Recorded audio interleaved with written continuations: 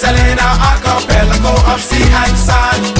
Now break down the acronym like you in class. Oh, they're selling the whole country. Ooh, they're selling Now I never been down with no OPP. I talk about selling our people's property. Don't know who doing it, so don't round me out. Don't send no police round me and tell me shush my mouth. Where's our conviction? But where's our pride? We selling everything, selling our backside. Just go online, it'll make you sick. You can buy any island, just point and click. See, they're selling our country, yes, they're selling our land. They're selling our archipelago of sea and sand. Now break down the acronym like you in class. Oh, they're selling the whole country. Ooh, they're selling Hey, hey. Ride him. My mother always say, when you find a donkey, ride it. Who's donkey? Man, come on. We got a whole nation in 73. Now we getting back the whole country. What kind of fools we must be, selling out for a bag of rice and a cup of tea. You know what does bug me? Help me understand. I can't find piece of property for under 80 grand, but I can fix this. I know what to do. I can squat just like them other people try make me do. See, they're selling our country, yes, they're selling our land. They're selling our archipelago of sea and sand. Now break down the acronym like you in class. Oh, they're selling the whole country. Ooh, they're selling They're selling our country. They're selling our land. They're selling our archipelago of sea and sand. Now break down the acronym like you in class. Oh, they're selling the whole country. Ooh, they're selling I get everybody sell some every night.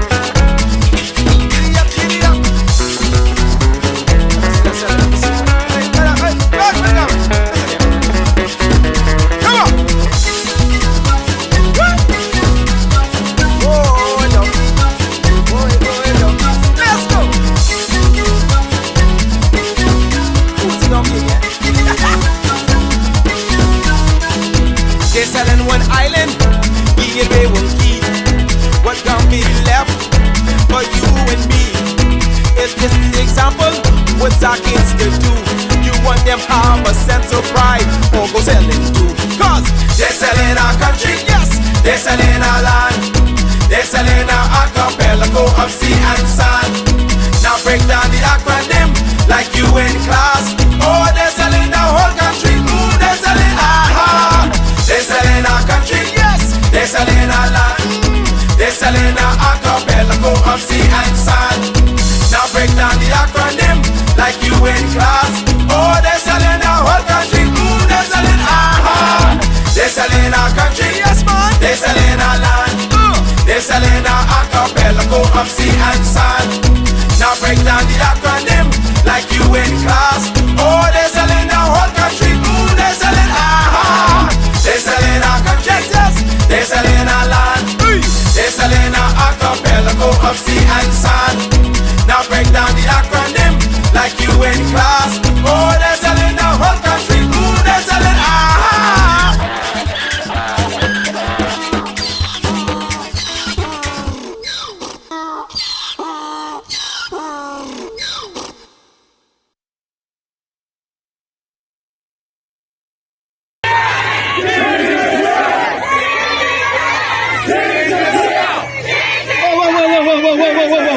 Whoa, girls, we out doing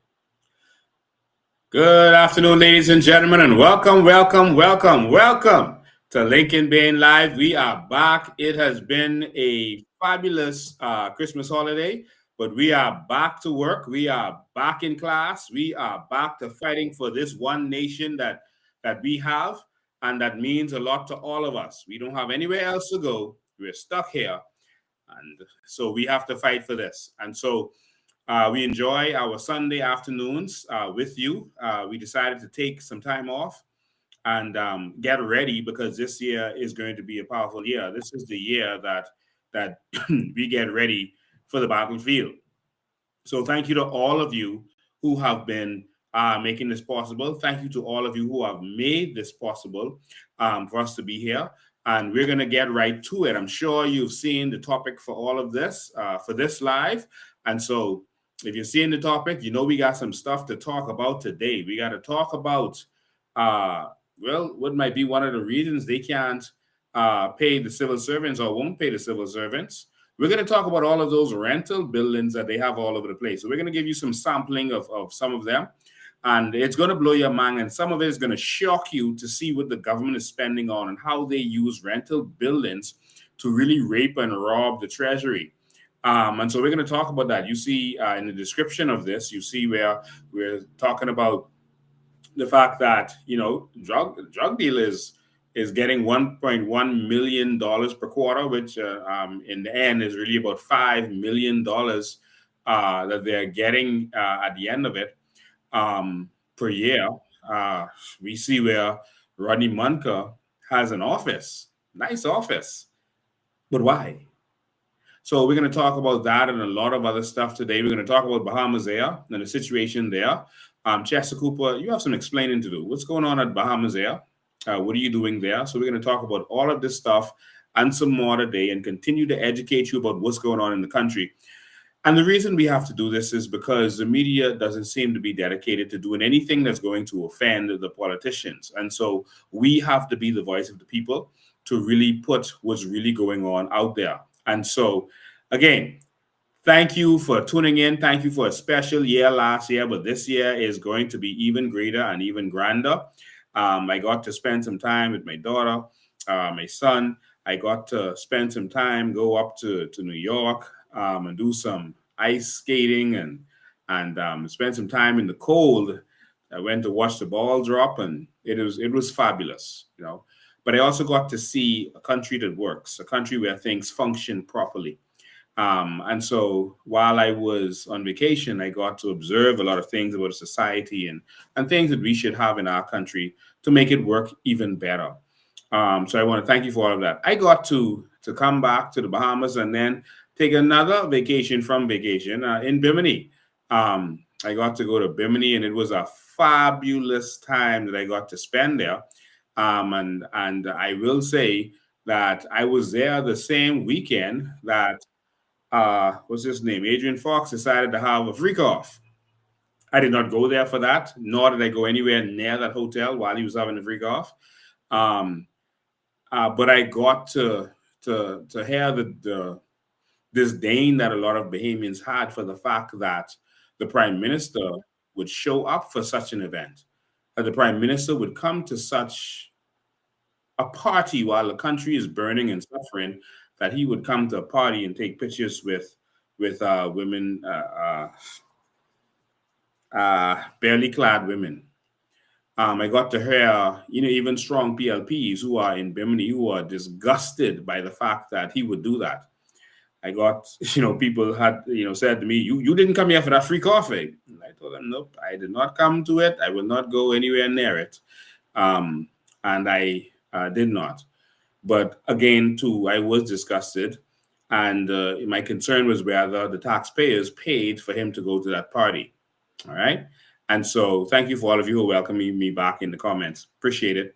And so I got to spend some time in Bimini, and now it's time to get to work. All right. So now it's time to get to work, and we're going to continue doing what we have to do because a lot happened during this period of time. All right. So again, we're having a general meeting. That general meeting is going to take place on, I got to get the dates. I'm so sorry. tied up with so much stuff. That's this week. I think it's Thursday. Is this week Thursday? We're gonna have a general meeting. Yeah, we're gonna have a general meeting for all COI supporters. You're welcome to come out because it's time for the battle cry. It's time for us to get out there and do what we have to do. It's time for us to do what we have to do to save this nation. No one is going to do it for us. We have to get out there and make it happen. And so we're having a general meeting. So if you're a COI supporter and you want to know what's going on in the country and you want to be a part of it and you want to know where we are, come out. And so this is a general meeting. You're going to hear from myself, our deputy leader, chairman, and others. And so come out. This is a general meeting. You see it there on the screen. That's Thursday, the 23rd of January, and it's going to be at 7 p.m. at the Philadelphia 7-Day Apostolic Ministries. That's number 117 Vincent Road. All right. So I guess you can send a WhatsApp if you want directions. Send a WhatsApp to our office number, 804-4COI. That's 804-4264. 804-4264. That's 804 for COI. And then they can send you a GPS location or something like that. All right. But that's Thursday, January 23rd. This Thursday is looking forward to seeing all of you. Very important meeting. If you are a supporter, or you believe in us, you want to hear what's going on. All right. So that's Thursday coming. We're going to be there. All right. So make sure that you are in place. All right. Announcements aside, make sure you do your part. Share this now. Use your ad highlight. Your ad followers. Share this. Tag some people in there. Make sure they get in here because this one is important. All right. So, all right. I got in my system wide. I can see 1,279 people on here. We need more than that. All right. So let's make sure you share this. Do your part. All right. Good. So, ladies and gentlemen, people all over the civil service were disgusted at comments by the Prime Minister. Comments made, and before I get to showing you these rental buildings and telling you exactly how much we're paying for these, I want to play a video because of the what do you call them? They're not strikes or sick outs, but the legal action, the lawful action that persons who are part of the union took. And the Prime Minister had some comments about these, and especially about the doctors he was concerned about. So I'm going to play that for you now because some of his statements were shocking. Let's go to them. Well, I'm still trying to understand what motivated the action. Thank God the impact that I thought it would have was in there. Basically, the hospital wasn't the one that was impacted. And that disappoints me because here we are talking with professionals, doctors, who have not only a duty to the employees, that's the government, and yes, if there are issues with the government, they have the right to take industrial action. In the context of their duty to their patients, the road that they took their patients, I think, is where the disappointment comes into for me. It seemed that they had little regard for what happened to their patients. But overall, the union have, under the TEC umbrella, they thought they did what they wanted to do, that they wanted to do. I'm disappointed by it because we were talking. And my doors has always been open to talking. And we'll see where it ends. Have you heard from them since? Have you spoken to? No, I tried to reach Mr. Ferguson before it happened, and I sent him an email as well. I'm still waiting to hear back from him. And he didn't come to the meeting? Well, I'm still trying to understand.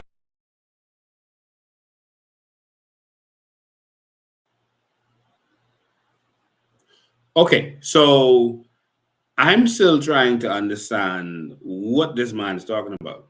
There's a couple of things. Well, the union leader came out and said that Brave is lying, that he didn't meet with him. He didn't have a meeting scheduled with him. He doesn't know what he's talking about. But of course, that's expected. Now, there was a comment he made about the doctor's duty to the patients. Let me make this clear.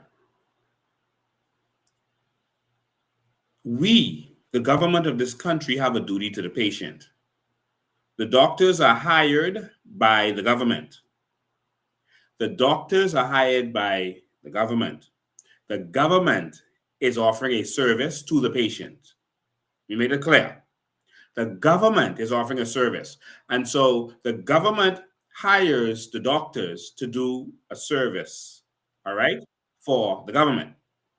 And if the government is not paying the doctors and nurses and doing what they're supposed to do on their end, then it's the government that has failed them. Think about that. The government is providing a service, and they hired the doctors and nurses, etc., to do that for them. And so if the government isn't paying them to do it, then the government has failed, not the doctors and nurses. They have a right not to offer their services. That's a different scenario than if you go to a private doctor at their private practice. That's when you're paying the doctor directly. You see the difference? That's a different story. Then they have a fiduciary duty to you directly. But the government cannot throw away their responsibility to those public patients. And so if you want the patients to get the service, then handle the doctors and the nurses the way you're supposed to. This is the kind of government we need. It's as simple. And so now you're in a situation where the unions are fighting. But of course, the government did not swing the unions. I'm hearing people say that. The unions swung themselves. How on God's green earth could you have expected anything different from the PLP than has happened before? Every single election, promises are made by these governments and they renege on their promise. That's the PLP and the FNM. Every single election. So how could these union leaders go and support Brave Davis? They failed, I think, their unions, their members, by doing so. By throwing their hat behind the PLP, especially after the PLP, with Brave Davis as a part of it, has failed the union over and over. They've failed. So the unions have squandered the trust of their members by throwing their hat behind Philip Brave Davis and the PLP, knowing what they have done every single time. All right, and so yes, we want the unions to get what is theirs, but to support the PLP in an election, the same PLP that you've had to strike against over and over, that you've had issues with over and over, what did you expect?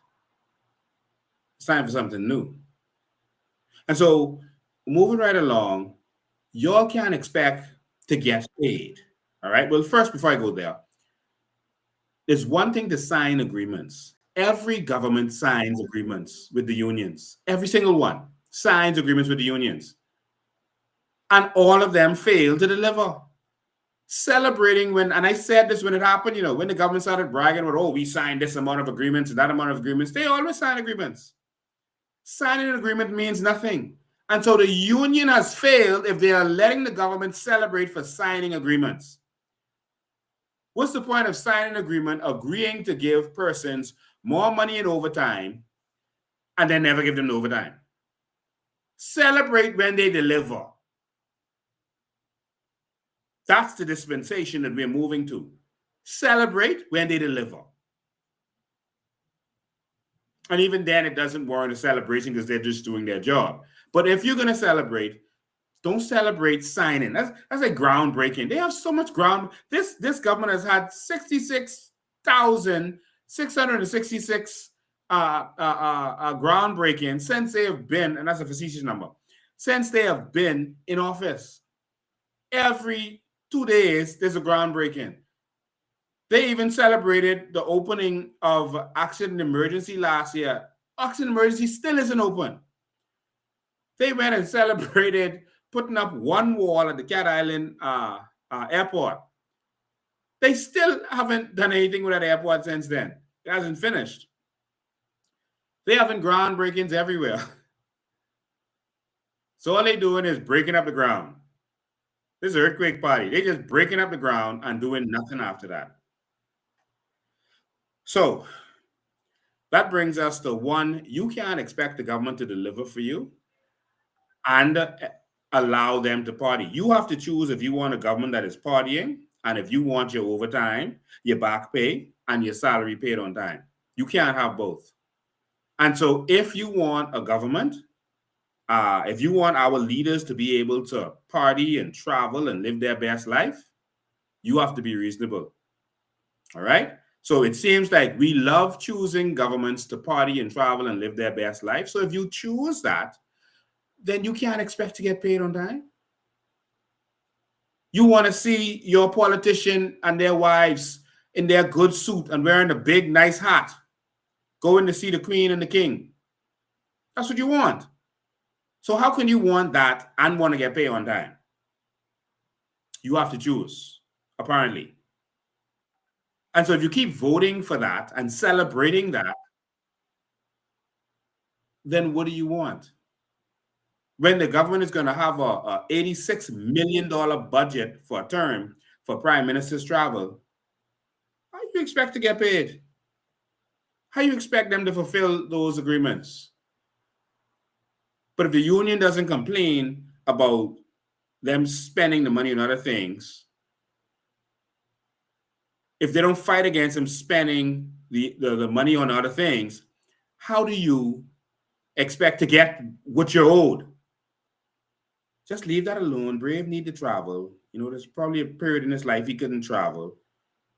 And so now he wants to spend the last part of his life traveling, living his best life.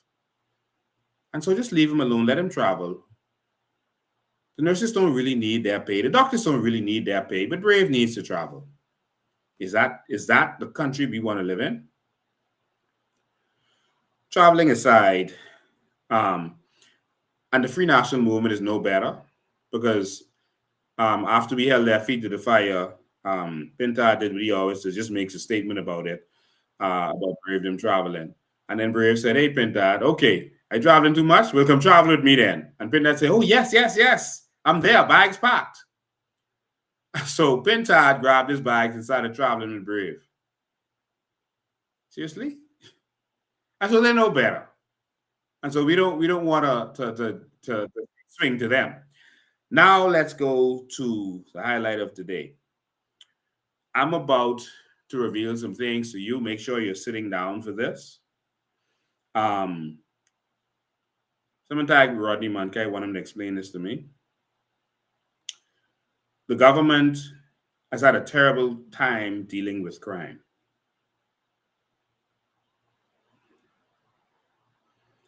In fact, the police force started to fall apart ever since that incident before CARICOM, when the Commissioner of Police, we believe on instructions by Philip Brave Davis,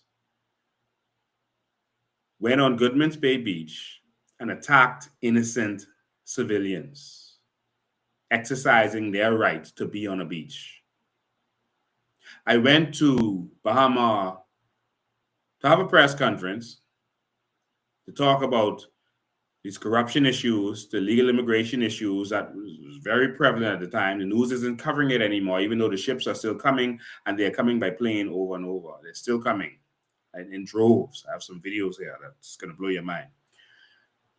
And we wanted to speak out and stand for our country. We have a press conference and then we would have gone home. But instead of allowing us to have our press conference at Bahama, when we were guests of Bahama with bands paid, the police decided that, we're going to be worse than Minnis. We're going to do what Minnis never did. Minister just threatened, if they are out 1 minute after 10, lock them up. That's what he threatened. But what this government did was send the police officers to beat, bruise, and violate Bahamians. That wicked, evil commissioner of police that just had to resign. His evil deputy commissioner of police, who I guess is on retirement leave, but legally we have 3 deputy commissioners because he is still a part. They're going to screenshot that and say I was doing the PLP sign. Yeah, you know how they go. But he's still a part of the police force if he's on vacation before retirement. So we now have 3 deputy commissioners of police. I don't know how legal that is, but in any event, we don't know what to expect from this government. And so they went out there and they broke the law. Not only did they arrest those persons falsely, beat some persons, injure some persons are still injured from that day. They locked us up for more than the allotted time until CARICOM was finished for several days, and then took us to court, gave us bail, we're still on bail, gave us bail for the matter, made us pay cash bail, and took us before the court when it was almost time for the cage to close, so we couldn't get bail unless we paid cash because of making sure you qualify. If you didn't have everything in place, you had to pay cash. And we had to fine, I don't remember the exact number, so don't hold me exactly to it, but I think we had to fine like $40,000 in a matter of moments. I want you to remember this, ladies and gentlemen. We had to fine $40,000 in less than an hour.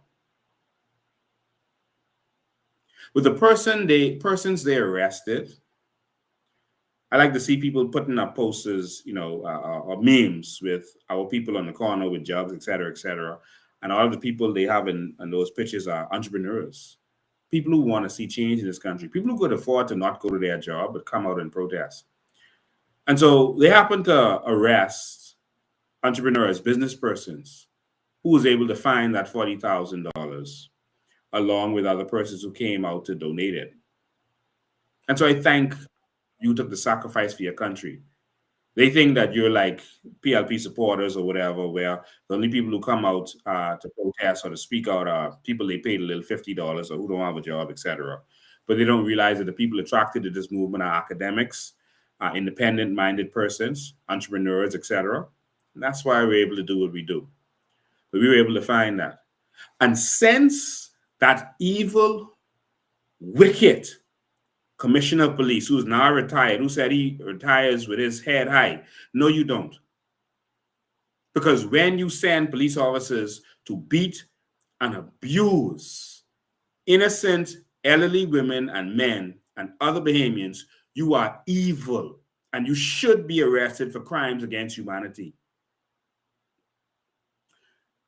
But ever since they did that, I watched the police force, the leadership, start to crumble, start to be exposed. And those same evil leaders who participated in that are now gone in embarrassment and disgrace.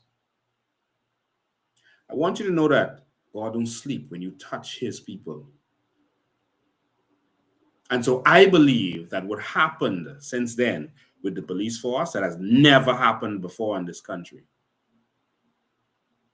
was a direct result of karma for the evil that Commissioner Fernanda, Lehman Delaveau, and others did to innocent Bahamians on that day.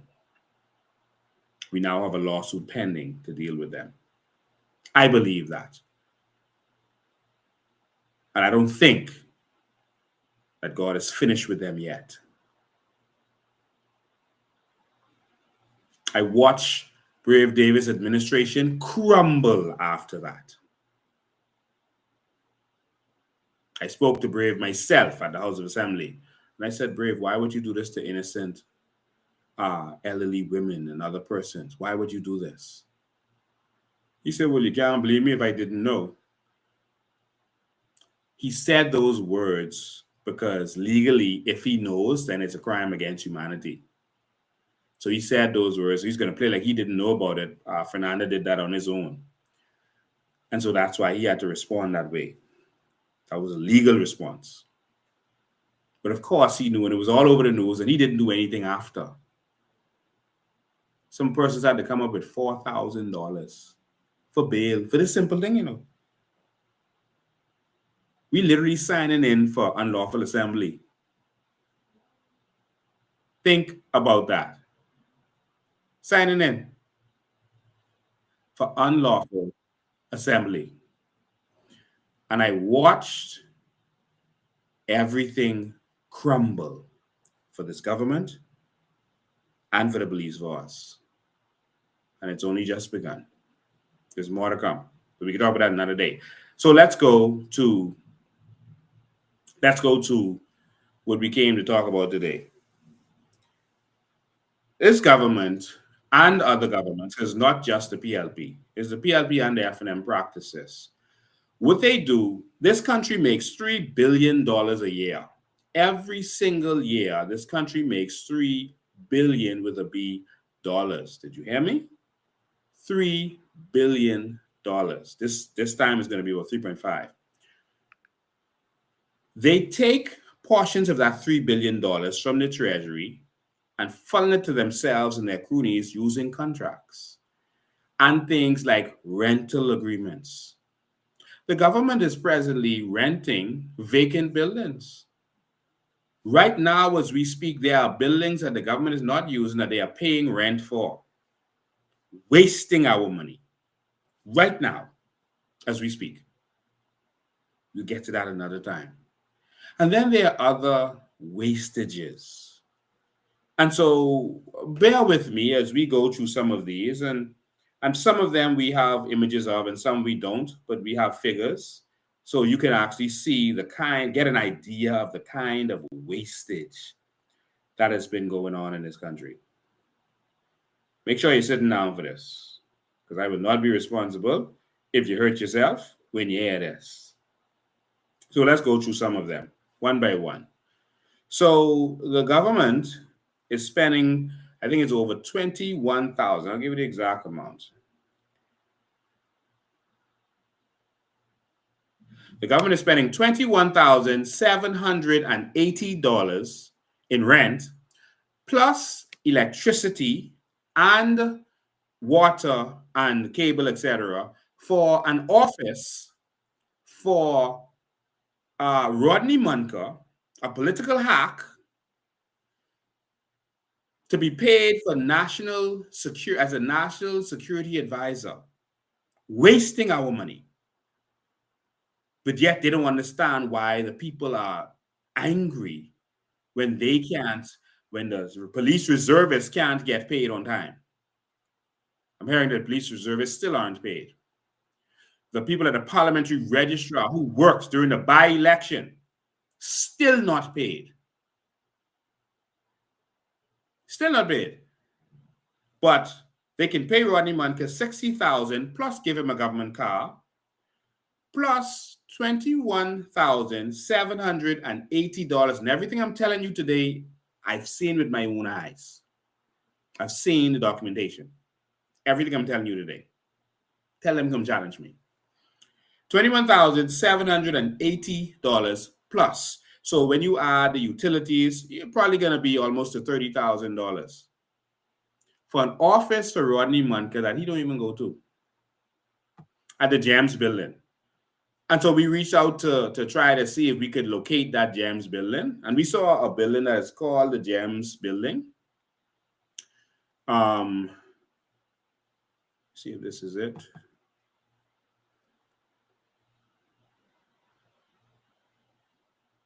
Yeah, and so we're assuming that this is the building. It has GEMS building on it, and this is what the documentation said that we are paying for. So unless there's more than one GEMS building, they're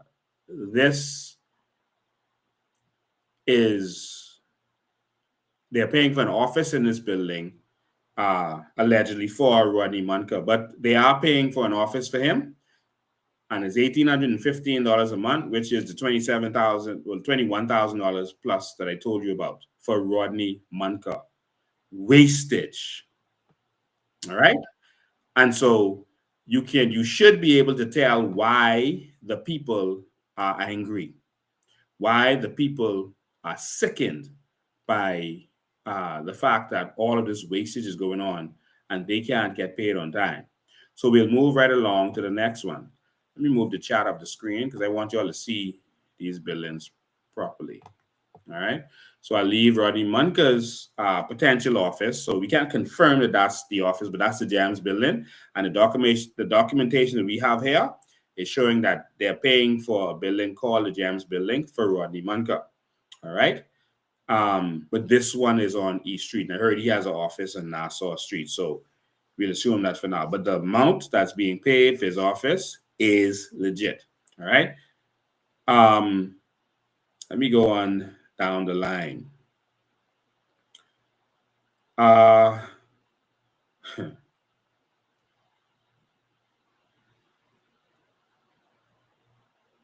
I cut to the chase. All right, we can talk about some other buildings now. I'll get to it.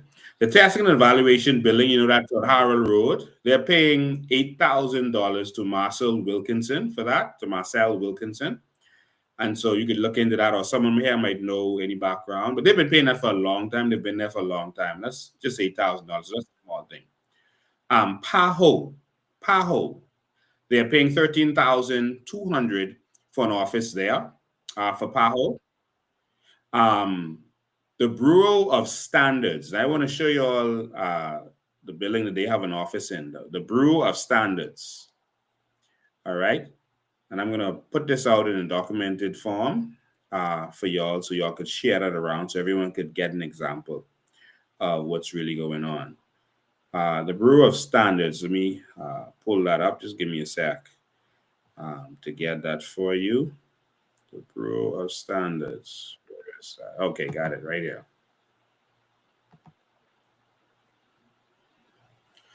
So the Bureau of Standards, and we have 2 rentals as being paid out for the Bureau of Standards. All right. Okay. Here it is. The Bureau of Standards, they're paying for an office. This is on Bacardi Road. They are paying $66,000 per month. $66,000 per month for the Bureau of Standards building. They are also, they're paying that there for offices in there. They are also paying $26,000, and they're paying that to, I'll tell you who they're paying it to right now, but they're also paying, yes, that's another location, $26,638.10 to Source River, that's a company, for the Bureau of Standards. So that's 2, $26,600 plus to Source River. And they are also spending $66,000 to iWorks. All right. To iWorks. That's another company. All right. So that's the Bureau of Standards. So in total, if you add the 2 of them up, that's let me add that up for you. I want to add up the change, etc. All right. So 26,600. I'll just round it off. Plus 66,000. So that's almost 100,000 just for a month for the Bureau of Standards. So that's 92,600. All right. It's actually more than that. So because I didn't put the change. So almost 100,000 for the Bureau of Standards. I want you to think of these figures that they're paying every month and then start to think, couldn't we build our own buildings? Why are they paying all these rentals all over the place? Let's keep going. Ministry of Finance Central Purchasing. Now, I don't have a picture for that one, but I'll tell you where it is. If you look at where Fire Trail Road meets Gladstone Road and you head straight across, there's a government building. There's a building there, not government building. There's a building there that was built on Crown land. On Crown land. All right? And they have an office in there and they're paying literally $98,816.66 per month to the J&P Investments. To J&P Investments. You hear me? That's another 100,000 per month. All right? The J&P Investments. I told you where it is. You go look at it and see what the situation is with that. All right? I don't have the picture available here. I can pull up Google Maps if you all want. The Ministry of Social Services, there's several offices that they're paying for. One of their offices for the Ministry of Social Services, they're paying $62,717. $62,717 to Llewellyn Cartwright for Ministry of Social Services for one of their locations.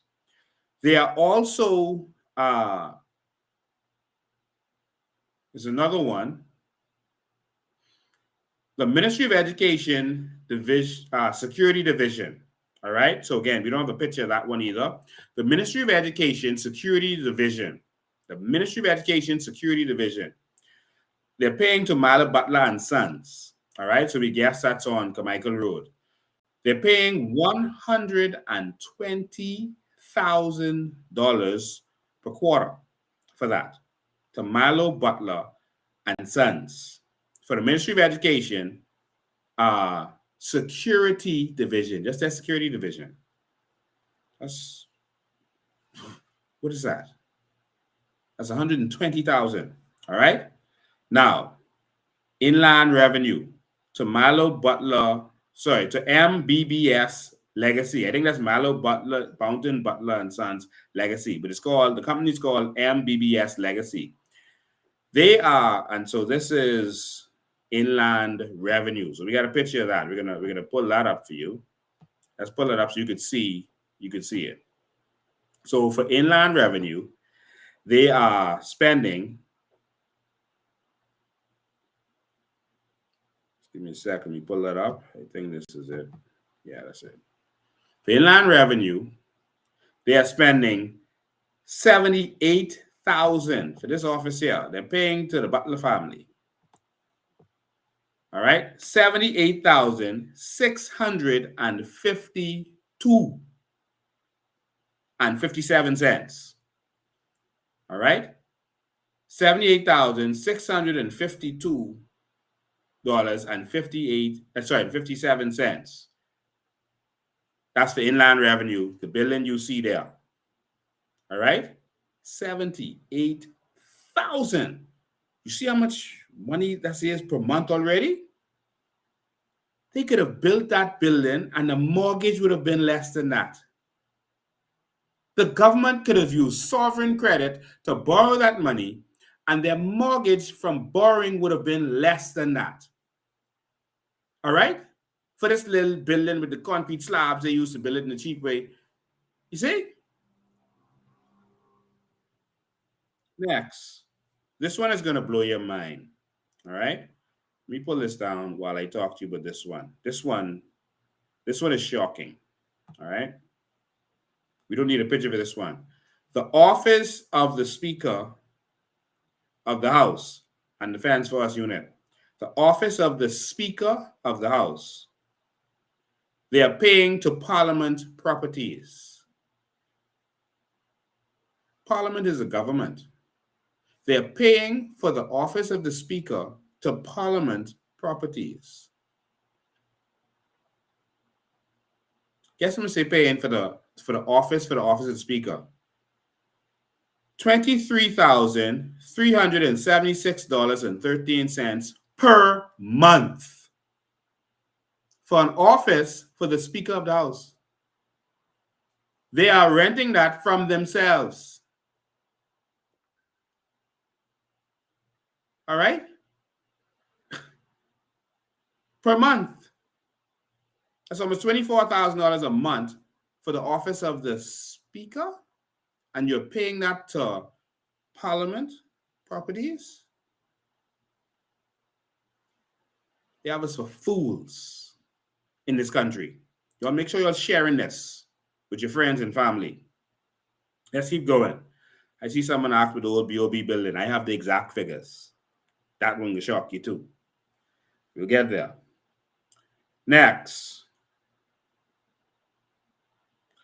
Ministry of Education, NACOB, they're paying this to Edward Penn. All right, Edward Penn. Let me show you the office and then make sure you're sitting down. Again, I'm not responsible for when you see this. So they're paying to Edward Penn. They're paying to Edward Penn for this NACOB building. Okay, here it is. That's this building right here. They're paying to, and see, we don't have a Freedom of Information Act, so the COI has to be that Freedom of Information Act for the people. All right? Because PINTAT has all the authority to inquire and get all this information, but notice he ain't saying nothing. Nothing. All right. This office right here. So the signs are on the units downstairs. So we believe that's what they rent. We don't know exactly, but this is the office. This is on Harold Road or Tony William Darling Highway, right on the corner by Ron's Motor, whatever, the car company. It's on the corner right there. All right. And so that office space, look at this, the office space downstairs. Because that's what the signs are on. So we can confirm that. They're paying $46,892, so almost $50,000 per month for that. $50,000 for that. All right? And that's to Edward Penn. Let's keep going. I wish I had someone here to be calculating as we go. Next. All right? Everybody sitting down? You see it? Remember when I went to run in West Grand Bahama and Bimini? Remember that? There was a building there that they had taken years to build. And they had not completed that building in all that time. It was shameful. And because I went there and I exposed what was going on, they were forced to go and rush and try to open it.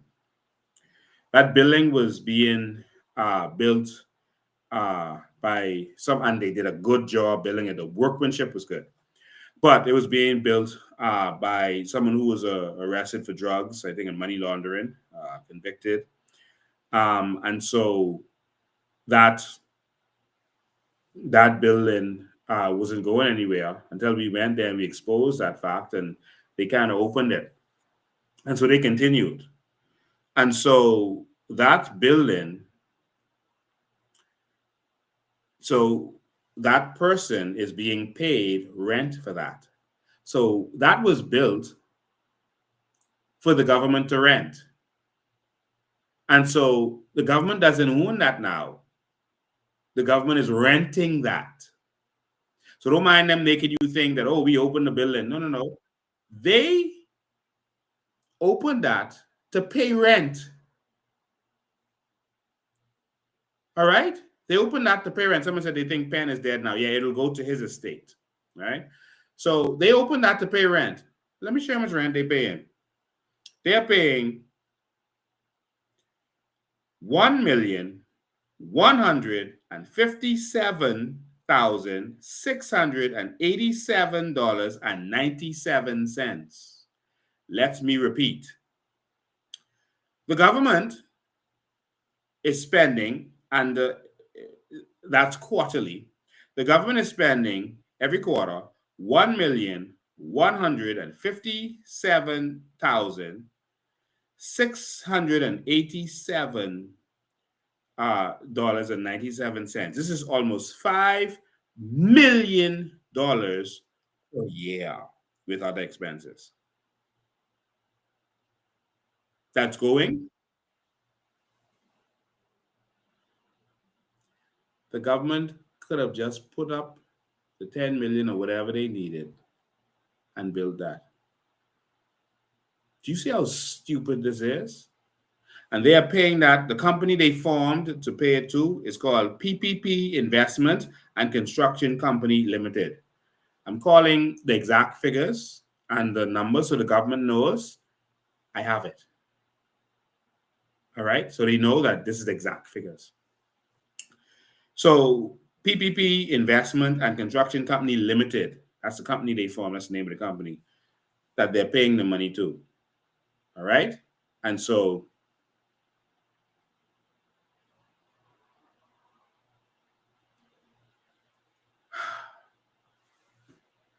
that's what we keep voting for. The Cabinet Office. So instead of rebuilding the cabinet or moving it to a government office or maybe even having it in the House of Assembly where you don't have to pay except for the office of the Speaker. But they're paying for the office of the Speaker. Anyway, they are now paying for the Cabinet Office. They are paying to Scotiabank $26,940.47. 26. So that's 27,000 roughly per month. So you can calculate and see how much that is per year. All right, 26,900. Let's say 27,000 per month.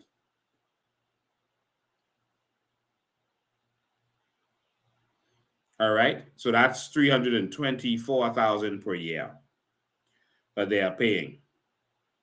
And don't forget cam charges. But in any event, let's keep moving. The Ministry of Education Scholar section, they're paying to Sagar Holdings Limited. That's on Shirley Street. You know, there's a little office on Shirley Street where you go if you have a scholarship or you're trying to get a scholarship. Right on Shirley Street before you reach the bridge corner and all that. I think it's a yellowish building. That little office right there. They're paying $11,962.50. So $12,000 for that little thing. When they could put that office in the ministry, in the Ministry of Education building. Why instead of putting an office for that in the Ministry of Education, you all have to put that on Shirley Street to pay Sagar Holdings Limited? Who is Sagar Holdings? Let's keep going. Department of Social Services is paying Frankie Wilson them in the Sunshine Plaza, you know, on Blue Hill Road, where the Sunshine Twin Theater used to be. There's an office right there for Ministry of Social Services. They are paying Frankie Wilson them $71,000 every single month for that. Every month. All right? Almost $1 million a year. They could have built that building many times over by now. Almost $1 million a year. Y'all wake yet? So they're paying Social Services, another office for them. They could have had a building, because this is the second Social Services we see. This is the other one. So that's 71,000. The other one was 62,000. Let me add, well, 63. So let me add them together. So this is just two of them. 63,000 plus, what is that? 71,000. I think that's what it was. Was it 77? Let me go and look again quickly. Hold on. Yeah, 71,000. All right. So add the two of them together. That's $134,000 for soldier services. So that's 1.6 million, over $1.6 million a year just for them two offices. I ain't the other offices yet. They could have, just on the rent, they could have built a building and put those two things in. But we prefer for our country to be backwards, and then they cry that they don't have no money while we keep voting for this. All right? Let's keep going. The Office of the Attorney General in the Yandy building, they're paying $8,100 to Marion Strawn. That's the office they still have downtown. But they already have a building for the Office of the Attorney General. So why are you paying an extra rent to someone else for the Office of the Attorney General? Anyway. Road traffic. They're paying Leslie Miller. Everyone sitting down? I didn't have a picture for this. But road traffic is paying, and I've seen this with my own eyes, to Leslie Miller, $52,781.91. So they're paying to Summer Winds Plaza, Leslie Miller, road traffic, Little office he opened for them right next to Mario's Bowling. There's a little thing he opened right there. Where remember I did a video, I did a tour of it to show you the little. There's a little small thing. All right. I have a video where I walked inside there and showed you what's going on. But they're paying him $52,781. I'll just round it up. It's $53,000 to Leslie Miller every month for that nonsense. Wow. Now it gets better. So this building I'm about to show you is the Parliamentary Registrar building where they moved on Harold Road. All right. The Parliamentary Registrar building. I'm going to show you how much they're paying for that. And they're paying it to Baja Technological Services Limited. Baja Technological Services Limited. This is a Parliamentary Registrar department where, what do you call it? Where Bank of Bahamas used to be. All right.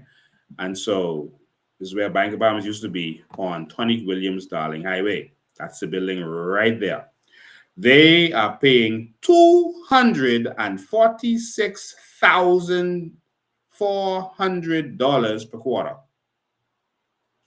$246,000.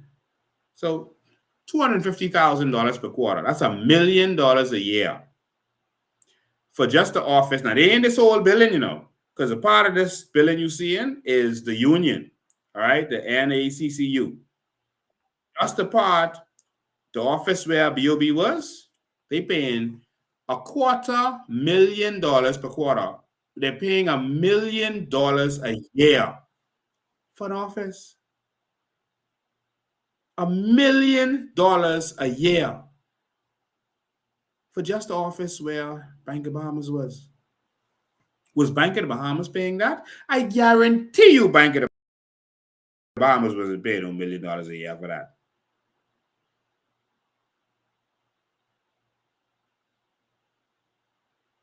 Why? For $1 million a year, they could have built their own building. Let's keep going, y'all. Let's keep going. Customs has two buildings. Their warehouse, Customs warehouse on Bay Street, warehouse number 7 and 8. They are paying for two of them combined over $60,000. All right. So each they're paying $30,029.67 times 2, and that's for two warehouses on Bay Street. So that's over $60,000. All right. For BOB, now not BOB, sorry, Broadcasting Corporation of the Bahamas, for BIS. You know, BIS is Bahamas Information Systems. They have a little office right there by ZNS. One little office. All right, a little cubby hole, but they do BIS from at ZNS on ZNS property. They're paying $16,000 for that little cubby hole per month.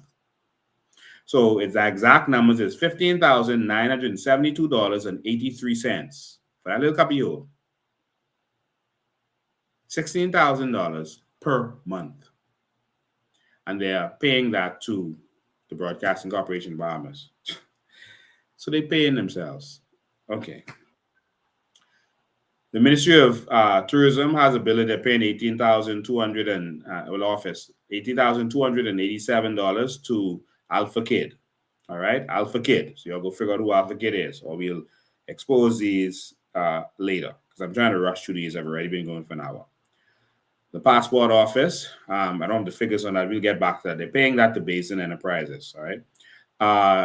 The Leader of the Opposition, they're paying $4,599 per month for an office for the Leader of the Opposition. That's for Pintad. Right? Inland Revenue, there's another building that Inland Revenue is paying for.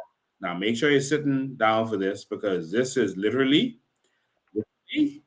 per month.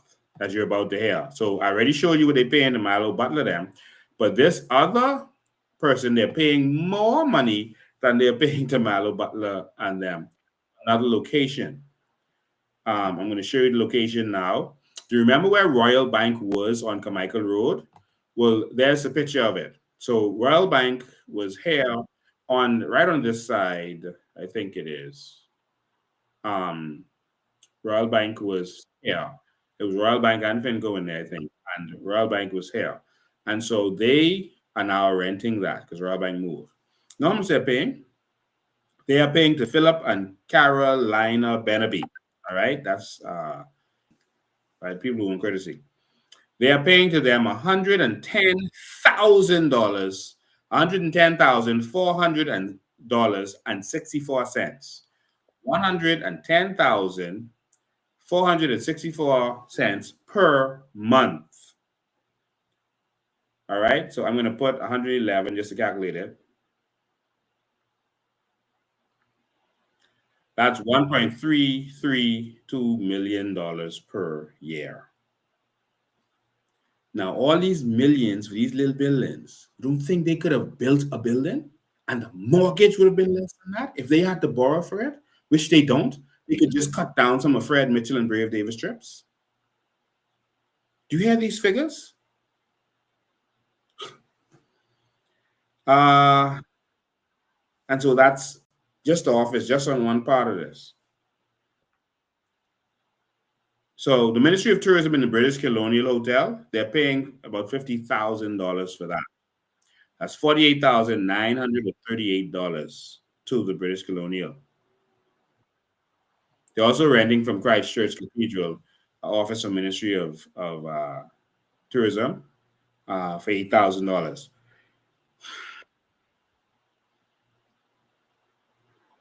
All right. So also, there's another one here. Ministry of Health. The Ministry of Health is paying Anthony Ferguson and them, Kalina, paying Anthony and Ferguson and them for this building I'm about to show you. Let's see, where is it? Okay. They're paying Anthony Ferguson and them, who's Brave Davis travel buddy. They're paying them for this building here. Well, not a building, but an office right to the front to the bottom of this right here. They are paying them $48,266.15. I'm giving exact figures so that they could know that I know the exact figure. All right. So they know that I have the document. And that's for the Therapy Center on Collins Avenue. That's for the Therapy Center on Collins Avenue. All right. So,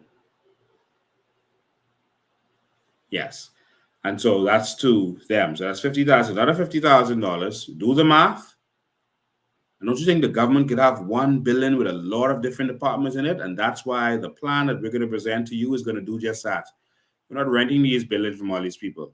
You're going to have $1 billion that deals with all the areas that need to be with each other. But we'll talk about that later. Now, here's another wicked one. National Training Center. The National Training Center on Gladstone Road. All right. The National Training Center. That's owned by the family of Dr. Davel, who is now the Ministry of Health. The Minister of Health. That's the National Training Center. And that's Dr. Davel. They are being paid $162,701. Let me repeat. $162,701. That's Dr. Davel. Well, it's Davel Wholesale, really. All right, Davel Wholesale. So whoever owns that. So, the brother of Michael Davel is the front man for that. So that's 162. That's per month now. 162,000. I'm going to put just for calculation 163,000.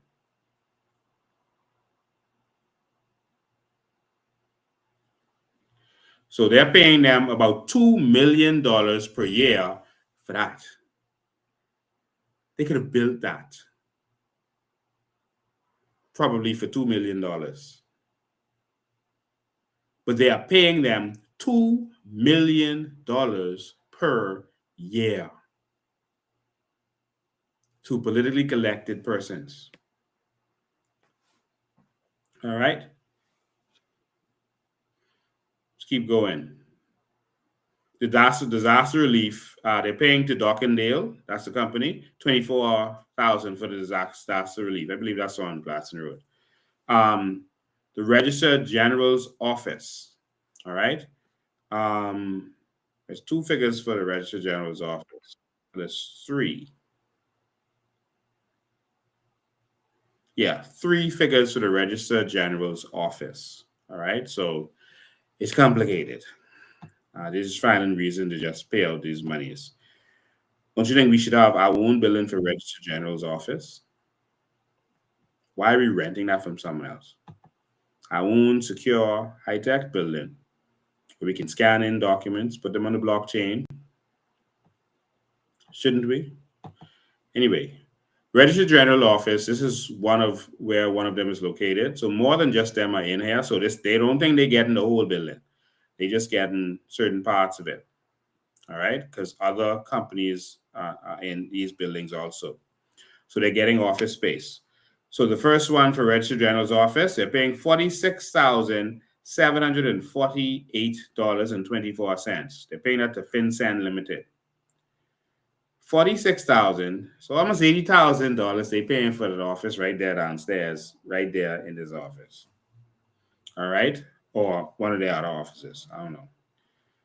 Also, they're paying for Register General office, another 2 buildings on Frederick Street. The first building, they're paying $25,119.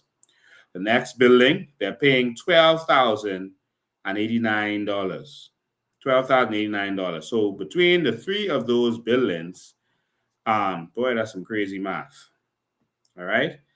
Just for the Register General's office, let's calculate that. So I'm going to put, just for estimate purpose, I'm going to put 129 plus, I'll round down for the next one, 25,000 plus 12,000. All right.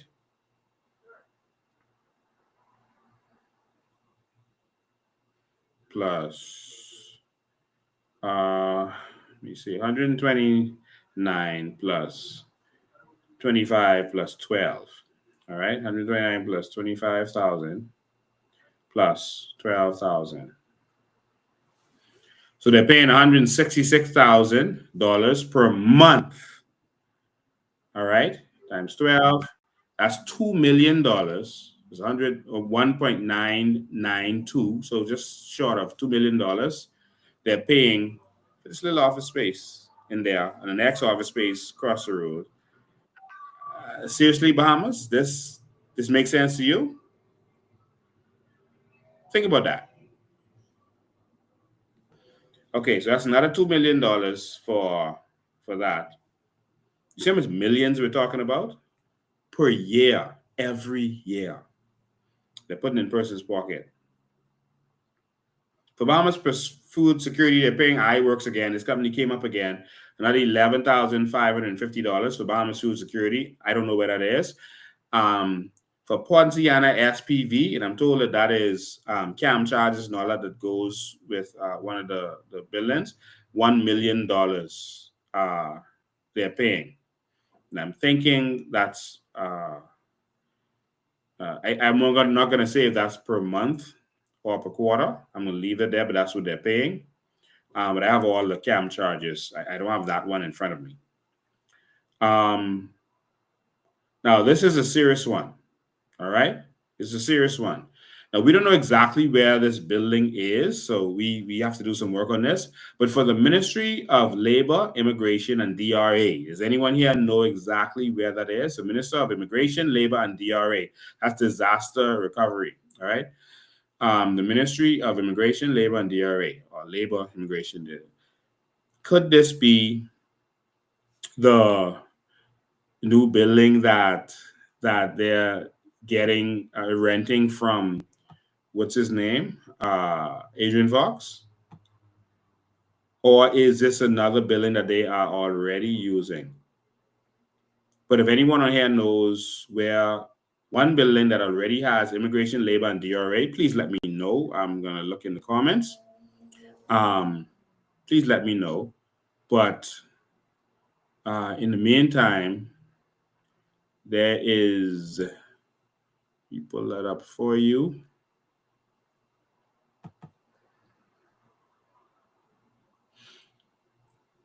Yeah, there's a building that they're putting the Ministry of Labor in. You see it on there. That's on the East-West Highway that they just renovated. It has the Ministry of Labor on it, but there's 2 pictures on there. All right. There's 2 pictures on there. So that's a part of the office. And then there's another picture with the front of it. Well, anyway, just start the picture. So that's one part of it. There's the other part of it. All right. And so now they are paying. I'm not sure if that's for this building or if that's not existing building, but that's what they're paying. All right. And this money has already been paying out. This has already been paying out. So I don't think it's this building, but if anyone on here knows, please let me know. If there's another building that houses immigration, labor, and DRA right now, then it'll be that building. But they are paying to Trophy Fund Limited, and they believe that Shane Gibson also has a share in that, based on what I'm hearing from some civil servants on the inside, that Shane Gibson also has an interest in that. So that's something we need to look into to verify. But they're paying $642,291.65 per month.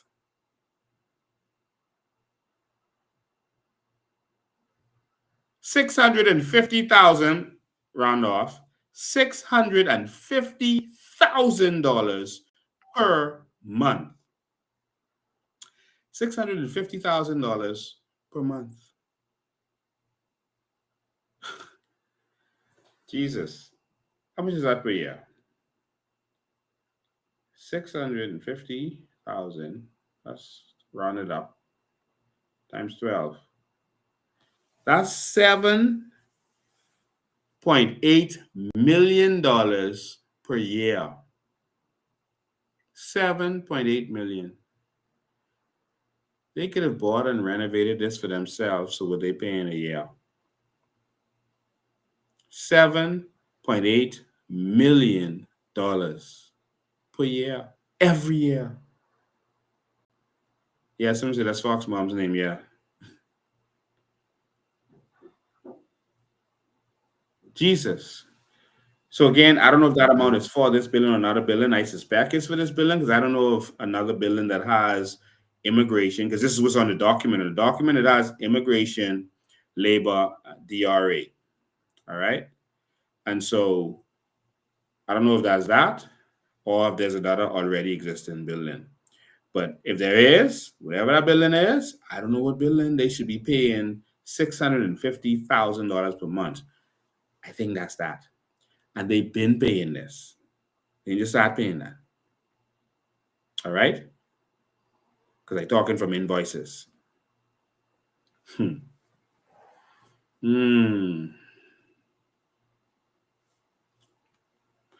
And so Department of National Security is also paying that. They have their own building, but they're paying, this is, I'm told, for, well, no. They're paying to Tanya White. They're paying $16,916.16. A lot of 16s. For Department of National Security to Tanya White. All right. NHI is, and that's in the, you know where the Teachers Credit Union is? The building right next to that, close to East Street Roundabout. They're paying for NHI's office in there. Remember, not the whole building. They're paying for NHI's office in there, $32,131.30 per month, every month. All right. And so I won't pull up the picture. I'll just keep moving because all y'all know where that is. All right. That's NHI. So, ladies and gentlemen, I'm going to leave that there because I've been going for almost an hour. And because I want to touch on Bahamas Air a little bit. All right. So I've been going for almost an hour. Then I'll open the phone lines when I finish. Just give me 50 more minutes and I'll open the phone lines. So the question is, this is the thing. Every figure that I just told you, every figure that I just gave you and that I just told you, the head of the PAC has the authority to get the answers for that. If Lincoln Bain can get those figures and get the documentation, why can't Pintard? Because some of those interests are also F&M interests. That's why. They're not fighting each other. They're working together to screw the people. Pintard will not make a comment on this. The news will not cover this. But we are the only ones telling you the truth and telling you what you're entitled to. As the head of the PAC, Pintard has the right to all of the information. He can subpoena anybody at any time to do with anything with government financing. But will he? Of course not. Because some of those companies I called have PLP and F&M interests. Now, if Shane Gibson is a part of Troppy Fund, we need to find out. Don't we? It is sickening. Calculate just those little that sampling I gave you, because I can't keep going because we'll be here all night. There's a lot of buildings. Just from that little sampling alone, why are you renting? Why are we not building our own buildings? So you find everything that one issue might need. Right now, you have to go from this building to that building to the next building to get one thing done. Or stuff have to be moved from this building to that building to that building. Why can't you just figure out, be efficient and figure out everything that's going to be needed for one thing and put everything in the same building? Why? What was? No. But this government, and not just this administration, but the government, PLP and F&M, only do what they can make money from. And that's the reason our country doesn't work. How they could pay the civil servants, how could they move forward with this country? How could they do what they're supposed to do in the Family Islands? Do you know how much ambulances that is? I just listed off that could buy? How much roads that could pave? Some of those things, it was $2 million for the year, 2 million here, 2 million there. It's just the small stuff. This is the big stuff. Jesus. But you think that the solution is to swing to Pintard for Brent Simonet to continue to get the deals and the contracts? That's the solution? No. And so next, I want to talk quickly about. I think it looks frozen. I don't know if this is still going.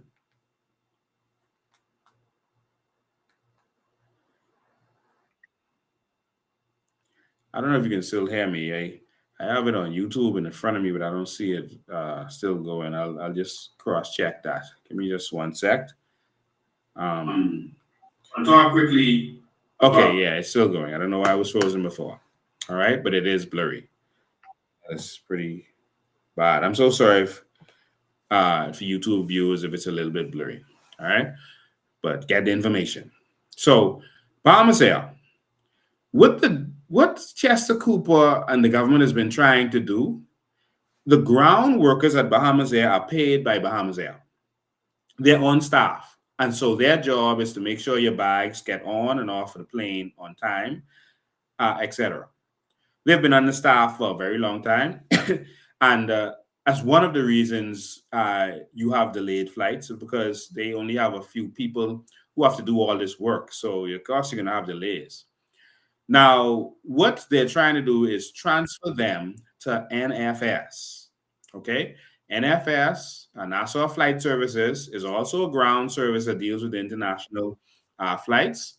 And they're trying to transfer those persons at Bahamas Air They're trying to transfer them. I'm sorry, my battery is dying. I just gotta get my battery quick. If you'll bear with me before this.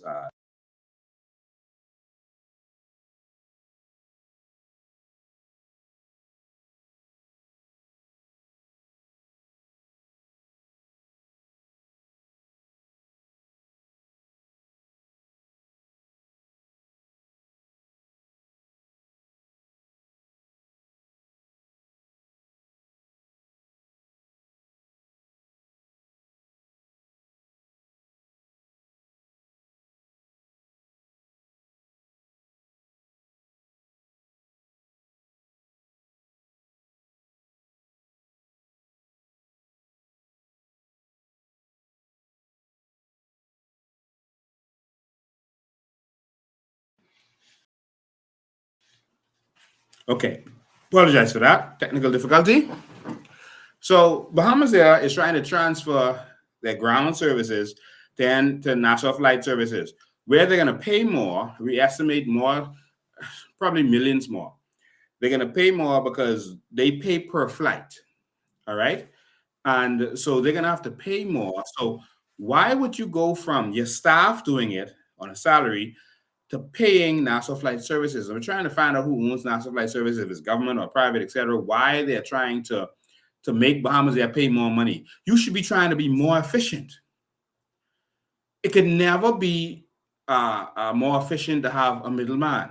So they're trying to transfer the staff over there. And I have all the documentation, but because I've been going so long with the first thing, and I want to open the phone lines, I'm not going to be able to show you all the documentation on that. But they received letters saying that they were going to be made redundant, and then they would have to apply to go to Nassau Flight Services. It's ridiculous because they're going to lose their time, their benefits, all of those things that they would have had. So they're going to be getting swing, basically. And that's what Chester Cooper and them are doing. The Prime Minister, of course, said he didn't know what was going on. He don't know. He never know nothing. But so they're transferring all of them. It's going to cost more. It's ridiculous. It doesn't make any sense. Meanwhile, Bahamas Air needs 6 engines for planes. 6. They have 2 planes where they need 4 engines alone sitting down in a hangar. 4 engines sitting down in a hangar.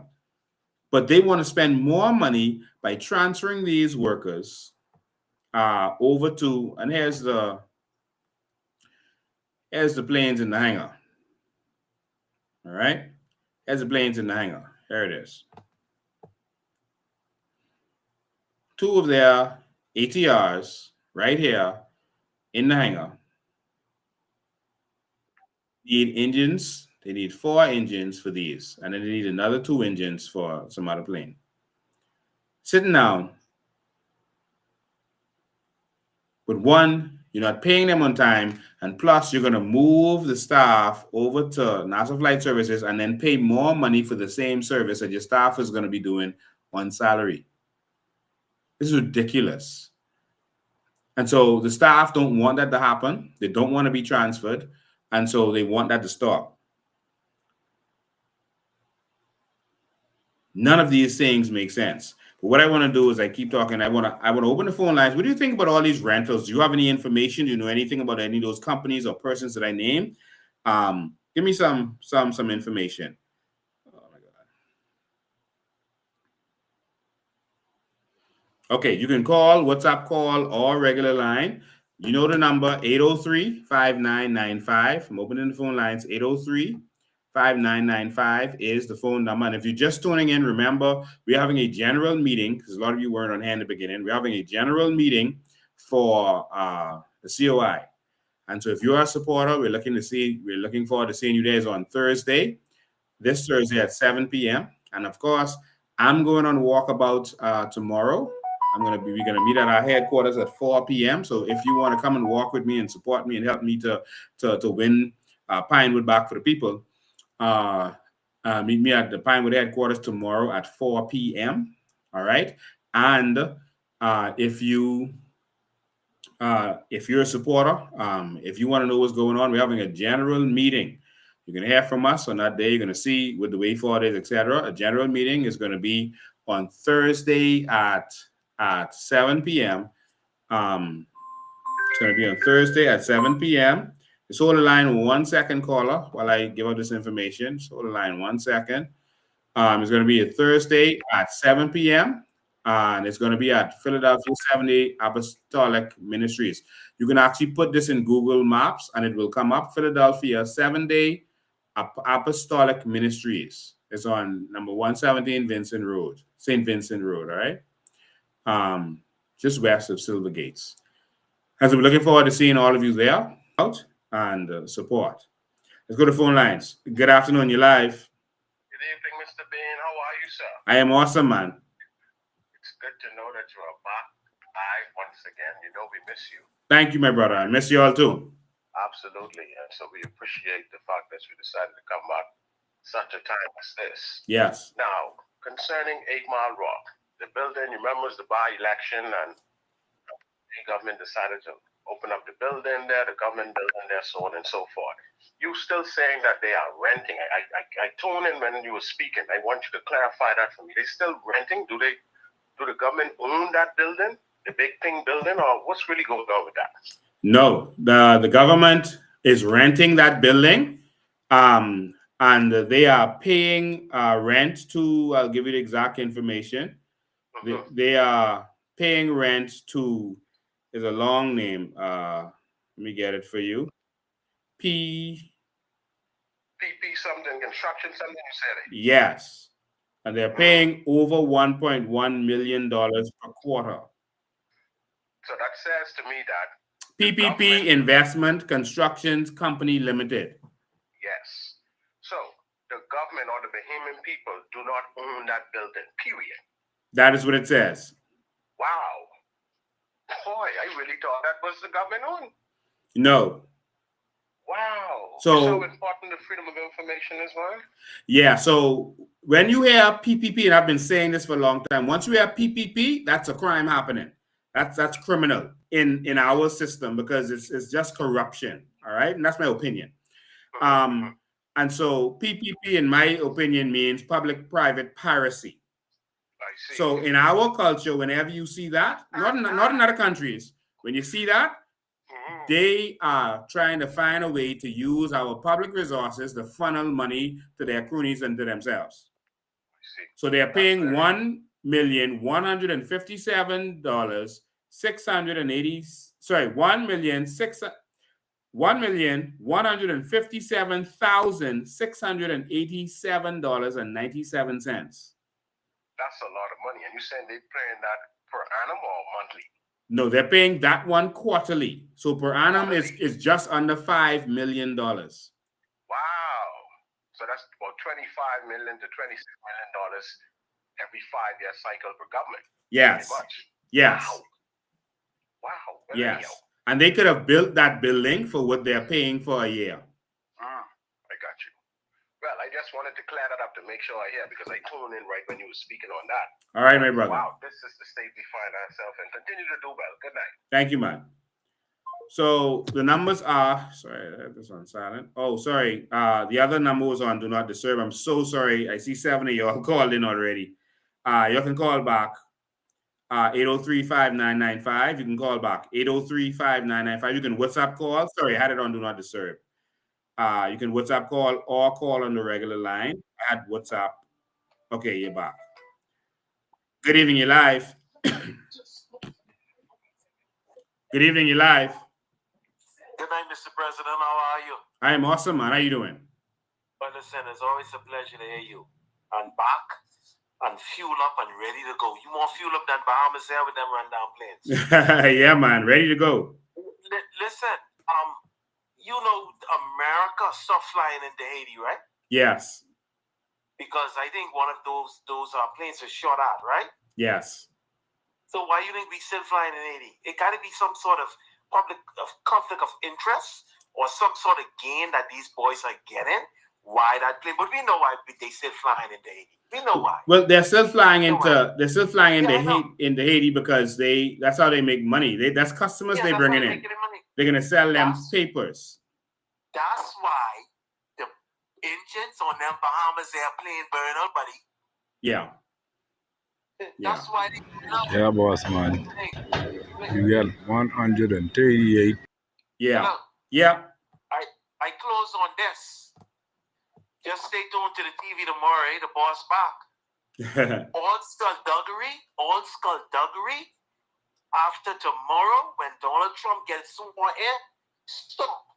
Yeah. Let's see how brave them to do this now. Yeah. Have a good day, my brother. All right. And I can tell you that there's a lot of investigations going on right now in terms of public officials of the Bahamas that people haven't even heard of yet. 803-5995 is the number, 803-5995. Call me. What do you think about those figures? Do you have any information on that? Any of those companies, any of those persons that we named? That's the call-in number right there to the bottom. This video is Saturday, just yesterday. This is 138 Haitian nationals that came in to the Bahamas, new customers for the PLP, new customers to make money from. I removed the voice so you can't tell who sent it to me. But this is them landing there in the waiting to collect their baggage, etc. This is them, and so it's 134 females and 134 males and 4 females that came on this plane. All right. And they were having several flights a day during the holidays. And this happens every Tuesday and Saturday. Let's go back to the phone lines. Good afternoon. You're live. Yeah, good evening, Mr. Boss. What's going on, Chief? I'm right here, man. In the fight. I only come to make a little joke. Go ahead. From the policemen them get locked up in the United States, I see the jet moving, the traveling stop. Tell me why the traveling stop, Mr. Ben. Why they ain't traveling no more? They scared of something? I don't know. That's all. I just want you to think about that. Yeah, they spending a lot of time in the Bahamas now. That's the way I say. That's a good thing. The jet ain't moved. The jet ain't moved from them police get locked up. So that tells you something. That's true. That's true. That's some criminal something going on. Yeah. All of them. Yeah. And listen to this, Lincoln. They scared because they know the information won't come out. And I believe if that plane fly across America, they can get stopped. Yeah. Good night, Mr. President. Keep it up, man. Keep it up. Good work. All right. All right. So, yeah, and you notice how long it took to have a murder since Clayton Fernando resigned? Look how long there wasn't a murder. That's so suspicious. And then every time they have like a little expose with some corruption with the top brass of the police, there would be a long period of time without murders. As if they tell them, listen, y'all hold off for a minute. Like they're in control of it. That's strange. It's strange. It's very strange. But I can tell you that investigations are going on and you're going to see more. I'm telling you what I know. You're going to see some more about to happen. They're investigating more of what's going on with our public officials. I can't expose certain things right now, but just know. All right? And just brace for it. All right? So that's about to happen. I also went to church. I also went to church today. Just want to thank Revolution. Let's hold the line, caller. I want to thank. Okay, everyone is calling. I just hold the line. You're calling number 2. So hold one sec. So I went to Revolution Church today, and I just want to thank them for welcoming us to church, to their church. Fred Mitchell actually showed up there. They let me speak before they let him speak. And when he went up to speak, he said he didn't even know what to say after that. He didn't know what to say. And he said he only goes to churches for votes. He literally said it. It came out of his mouth. I'm going to post the video. He literally said he only comes to churches to get votes. That's it. Like, who does that? Who says that? In any event, we talk about empowering the Bahamian people because that's what we're about. So the picture on there is some of our candidates and supporters, executives, etc., who were there. Marie Daxon wasn't feeling well this morning, so she couldn't make it. And Dr. McGyver had a pre-planned trip already, so she couldn't make it. She was off the island. But some of our amazing candidates and other executives were there. And they welcomed us with open arms at Revolution Church and prayed for us and blessed us to move forward. Let me go to my first caller. Caller number 1, you're live. Go ahead. Hey, good afternoon. Good evening, Mr. Dean. How are you? I am awesome. It's good to hear your voice. It's good to know that you're back on the job and opening the eyes of the Bahamian people. Thank you, man. Being a common sense president, I believe you will be the first sense prime minister / president of this country. Thank you. Mr. Dean, what you have revealed, I had some information on some things that you have talked about. You see the building in Solomon would stop with the fox guy, the gambler, Yes. the dog guy.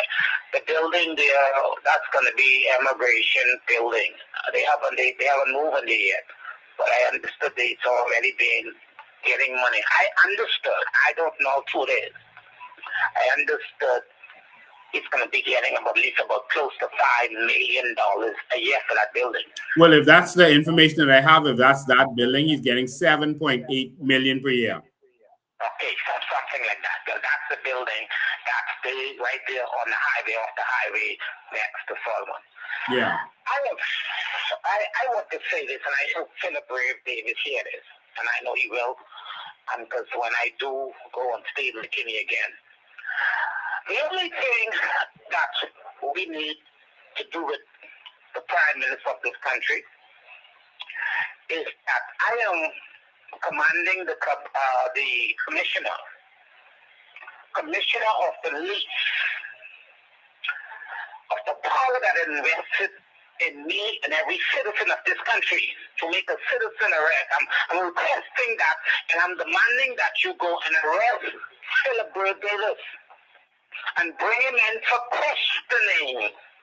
Bring Philip Davis in for questioning on the information that was just released on how the PLP, the corrupt PLP, along with the corrupt leader, Philip Davis, how they are abusing the Bahamian people and disrespecting us and hiding all of the information. That is why they never wanted to release the Freedom of Information Act.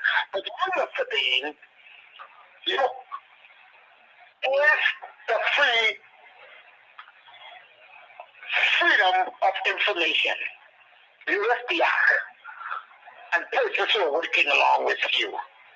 Mr. Bain, Sergeant Rose, the commissioner, we command you as a citizen without power, with the citizen power, go and pull in and arrest Philip Davis.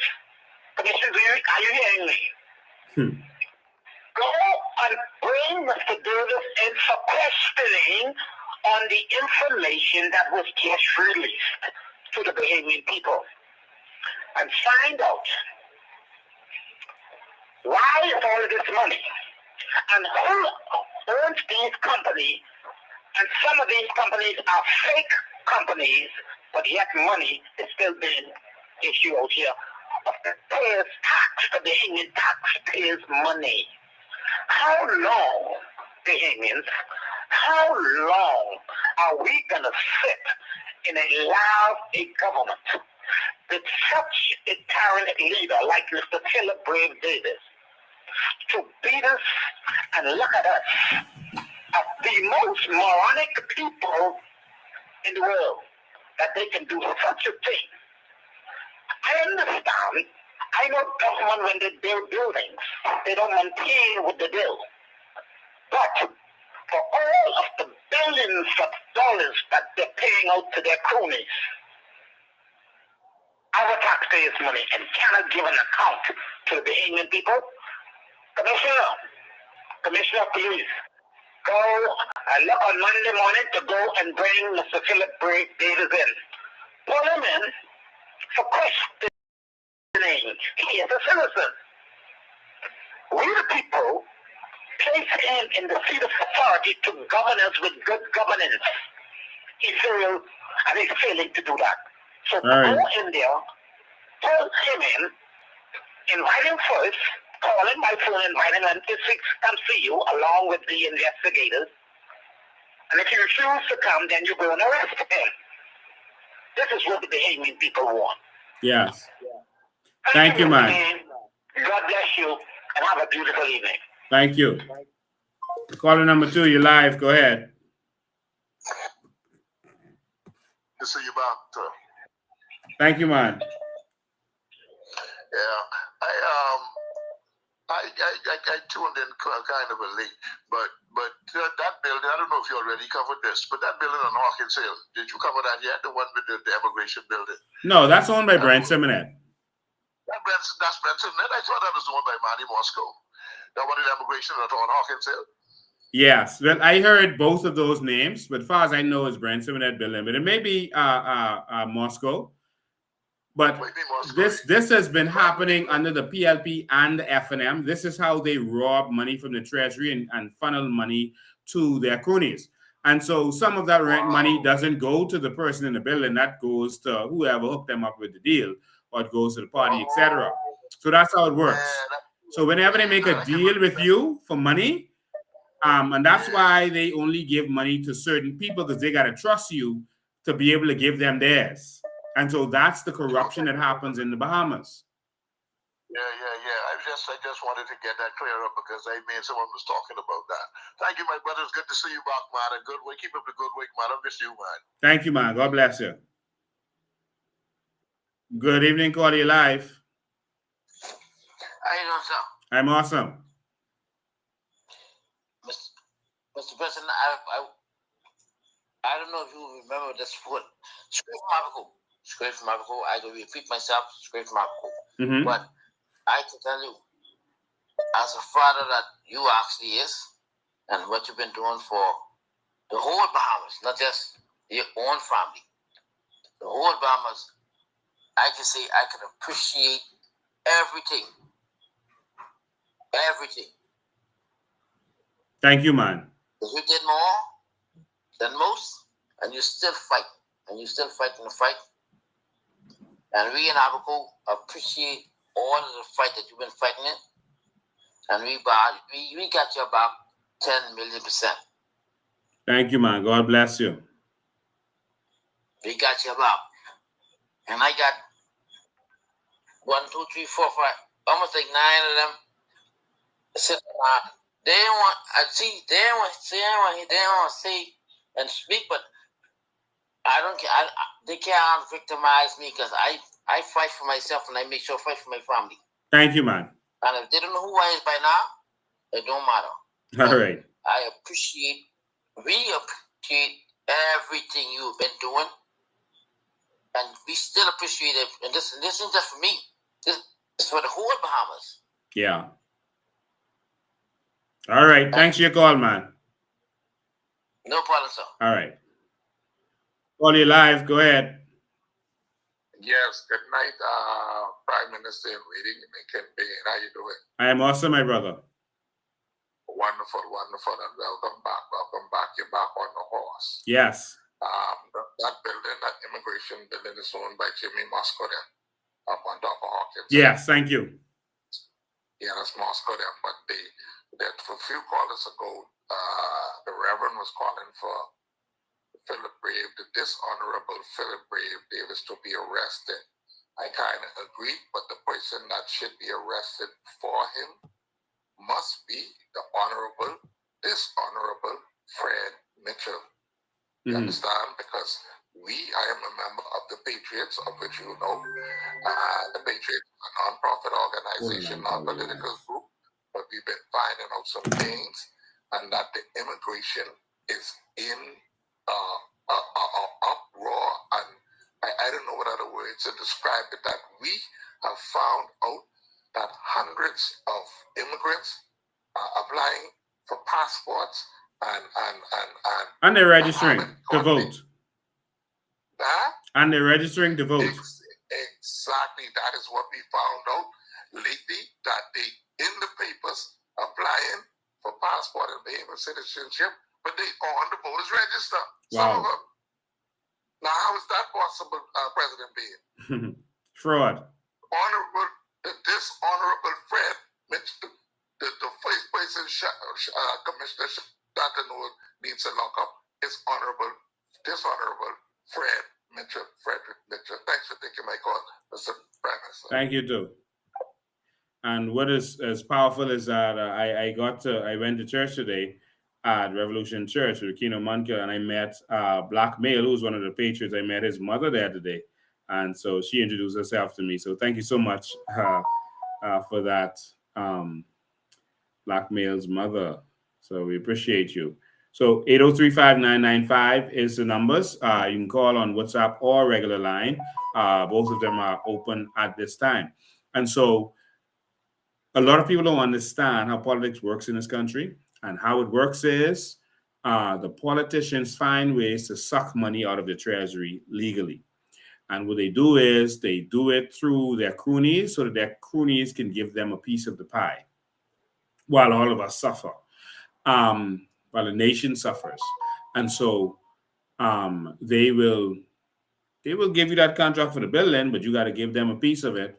They'll give you that contract, that $1 million contract, but you got to give them a piece of it. If you want your check, before you get your check, you got to pay them something to make sure, well, that's if they don't trust you, so they get a piece of it. So that's how they fund what they do. I saw an entertaining video. They had Michael Pinta had visited the carnival, the Christmas carnival, I guess, making sure that he gives his dues or his support for the PLP. The Christmas carnival, 50% of all of the profits from the Christmas carnival goes to the PLP. And that's why I don't go to the carnival. All right. That is helping to destroy our country. And so the carnival was, the PLP was benefiting from gambling for a very long time. While gambling was illegal for all the rest of us, every year, the PLP had their over and under table set up, and they get half of all of the profits from it. So just remember, the Christmas carnival, half of all of the income from that goes to the Progressive Liberal Party. So what? I don't support the Christmas carnival because of that. All right. And so that's just my thing. I'm not telling you what you must do. Sometimes your kid needs somewhere to go, something to do. And so, in fact, they're going to make sure you don't have nowhere else to go competing with that during that period. So everyone has to come to them because that money goes directly to the PLP. Well, I ain't funding the PLP, so I won't be going there. And Michael Pinta knows that funds the PLP. And so he still went there because he's one of them. All right. They all work together to benefit, to destroy this country. And so with all the buildings that I've shown you today, that's just a sampling. I couldn't get to all of the buildings. And yes, the gentleman was correct. That's Moscow building. And so for all of the buildings that I showed you, all they have to do is build a building that can deal with immigration and labor, for example. All right, a couple $1 million. Build a building where you could have enough officers to deal with whatever you need, and you won't be paying rent. Come on, man. Come on. Are we going to continue with this nonsense? Just so that they could have a way to funnel money out of our treasury? Come on, Bahamas. We can't continue like this. We can't. Let's change this system, the system that is not corrupt, that works for us. And so we exposed a lot tonight. We exposed a lot. And based on what we exposed, this is the dirty year. So the attacks are going to start. They're going to attack me, Maria, Dr. McGavin, everyone else that they can, because they want to hold on to the reins of power. They don't really have nothing on me. They're going to try to find stuff. I have a lawsuit with someone who sued me and the company after my company burned down. They'd invest and they want me to pay back personally. And so they're hoping that I lose that lawsuit. And yeah, we'll see what happens. But they want to use that to throw around like businesses don't have lawsuits. But ladies and gentlemen, we need change in this country. And this change is not about Lincoln Bain. This change is about all of us. Are we really going to be satisfied with this same old, the same way of doing things? The only things they do in this country is what they can make money from. That's why the country is not prospering. There are people with great ideas that we're going to bring back home. Great ideas. The Bahamians, a good part about them rejecting a lot of our Bahamians and reject them, tell them they're overqualified and they're too qualified to be in the Bahamas, they won't give them jobs, is that these qualified Bahamians went around the world and got experience. These are the stones that the builders rejected, the stones that our system of government rejected. And we are going to bring them back to be the head corner in this country with all the experience that is needed to build a new Bahamas. We are on the cusp of something great if you would only support it. You have to fight for this. I can't do this alone. If you want something different, you have to vote differently. We need change desperately in this country. Ms. Wright says, like me, yes, we are looking forward to bringing back home all of our sons and daughters to be able to build the new Bahamas. Great ideas. I went to New York and I saw that the train station that they have. I can't wait to show you all the vision that we have for this country. The train station looks better than the airport. It looks fabulous. Restaurants in there, stores like a mall, the train station. It was mind-blowing. We should be thinking of projects that can take our country to the next level, not whether we get road in Harbor Island or not, whether we get electricity and water in Harbor Island or any other island. And we're still talking about water and electricity in the 21st century, and we're going to vote for that? We're going to bring Pintard back after they failed us? Come on, man. If we vote for PLPF for them, we don't deserve nothing. We deserve whatever we've been getting. Let's hear from this fella in Bryland.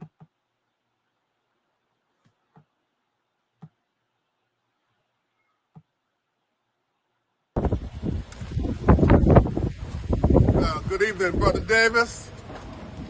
2025 election year is upon us. Now, Brother Davis, it's been 7 days, 7 long, hard days and nights. We haven't had water in our district on Harbor Island. Something's wrong with this picture. If I understand that nobody knows what's going on. You all saying one thing, that the water, the lights fix. But it ain't the water, it's the lights. What are you all doing? What are you all doing to ease the minds of the people of Harbor Island? I can tell you this, I don't know about the rest of the people in St. John's, but you cannot come back to the minister. I am fed up with you all, period. FNM, NPL people, nobody does nothing for Harbor Island. This is the last time you'll hear from me, but you cannot come to my door. And that's for you too, Pintard.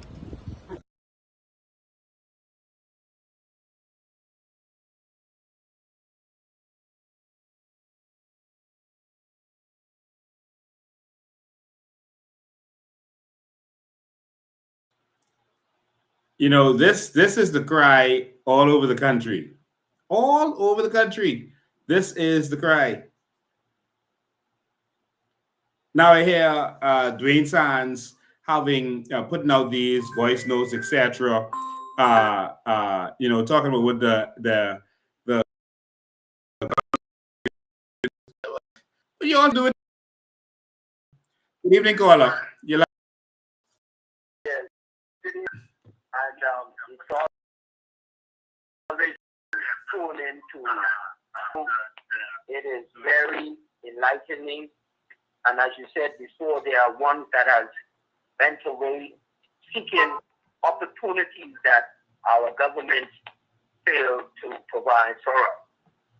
And it is these that are willing to support you in your endeavors simply because the Bahamas is our home. yes. It has been granted to us, and what was granted to us, our leaders refused to give it to us. And, you know, it's like we sit back and we expect that they will do the right thing. Then they see that they're self-governing system. There's so much sinister things going on because everyone in there are greedy and grabalicious to take the poor taxpayers' money that they don't have to even give an account for. And we are perplexed about it and compelled to give all that we have for our country. Mm-hmm. We hear all over the social network platforms, the PLP and FNM supporters castrating regular Bahamian citizens that have a different mindset because they understand what their government has done to them, their great-grandparents, grandparents, and parents, and they are refusing to let them do it to them. And this is by right the obligation of the Bahamian citizens, brothers and sisters, that you defend what belongs to you. Your prime minister, that we all thought was a good man, he hid his records from us before he was elected. And I'm quite sure that the intellectuals of Bahamians, had they known the unscrupulous dealings of this prime minister before he was elected, they would have thought about it differently. But you're doing a great job, Mr. President. Thank you. And we'll be there to stamp the ink and let it dry for you. Take Thank you. care and be safe. And may God bless you and bless our Commonwealth of the Bahamas. Thank you, my brother.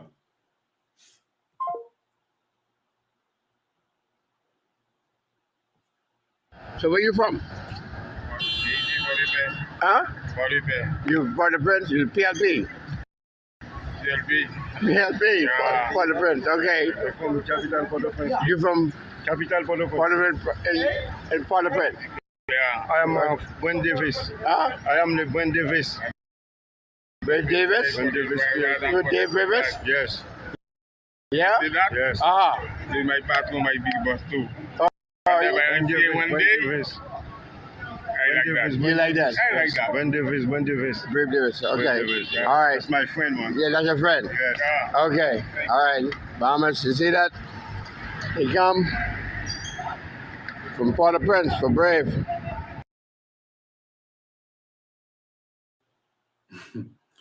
Ladies and gentlemen, well, they come in, they're getting papers, they're registering to vote. You all have to decide what you're going to do. It's up to you. But this is the only country I got, and we have a vision for this nation that's going to take this to another level. We need some new, fresh faces in there. We need some new people in there. We need to do something new. All right? Whatever we've been doing, that ain't working. That isn't working. And so we're going to benefit from our natural resources. We're going to go from being a country dependent on taxes to a country that benefits from the natural resources and certain businesses that we go into, like other countries like Qatar and Dubai, etc. does. As I was sitting in church, I'm going to end with this. So if you want to support me, help me walk tomorrow, coming at 4 p.m., be at our headquarters. I'm going to be walking Pinewood, so come and join me. And on Thursday, we're having a general meeting for all our supporters. We want to hear from you. We want to talk to you and let you know where we're going forward. So come out to the Philadelphia seventh-day church. You can Google it. It's right there on St. Vincent Road. And so we're looking forward to seeing all of you there. Please come out and support. It's time for war.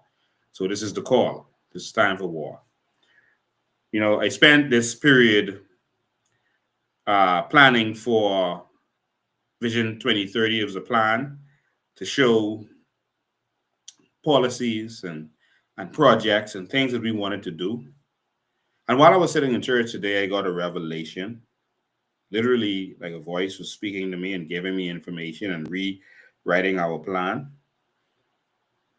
And I was instructed to make this vision a vision of the people, not about projects and buildings, etc., but to make this about empowering people. And that everything we do would be for use of the people. We're going to have a vision to really empower our people. What came to me was that every nation that went from developing nation to developed nation, all they did was empower their people by making their people benefit from their natural resources. They empowered their people, and then their people were in place to do all the projects and the business and everything else that they needed. And as they did infrastructure, it was for whatever the people were doing, for the businesses they were doing that, to make sure they had the proper internet infrastructure, the proper roads, etc., so that you could cut down the speed of getting things done, of messengers getting to and forward, to make everything more efficient. Everything is for the people. And so what came to me is that we're going to empower the people, and by empowering the people, we're going to transform our nation. Every great nation builds their people. And that's what we're going to present to you. Vision 2030 is going to be about the people.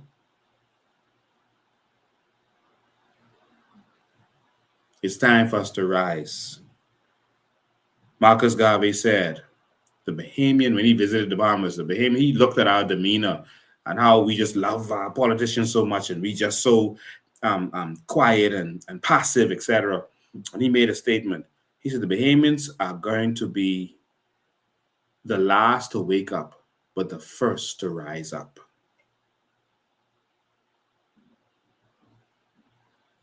It's time to fulfill that prophecy. It's time to wake up, and it's time to rise up. And we're going to present a plan to you to build our people. When they pass laws, they don't pass laws that benefit us. They pass laws that restrict us and tax us. And we celebrate them. We are going to present a policy that is all about empowering the people. Why? Because if you empower the people, all of the vision that we need is not in the heads of the politician. It's in the heads of the people. All of you were born with an idea, with something that you need, that you are gifted to do. And if we could empower every Bahamian who is gifted, then we're going to have a better country automatically, right? Well, this is the mission. We're not depending on 15 members of cabinet to determine where the country goes. No, that's your job. The cabinet in America doesn't determine how they're going to make cars or do whatever they do. No, their job is just to empower you to be able to do it. To empower someone like a Henry Ford, like a Jack Welch at General Electric. It's the people that gets these things done. A Facebook, a SpaceX, a Tesla. That's not the government. That's the people. But we have to make sure we put things in place to empower our people. So when we come to you, we're going to show you how we're empowering the people and the results that's going to come from that. Jesus.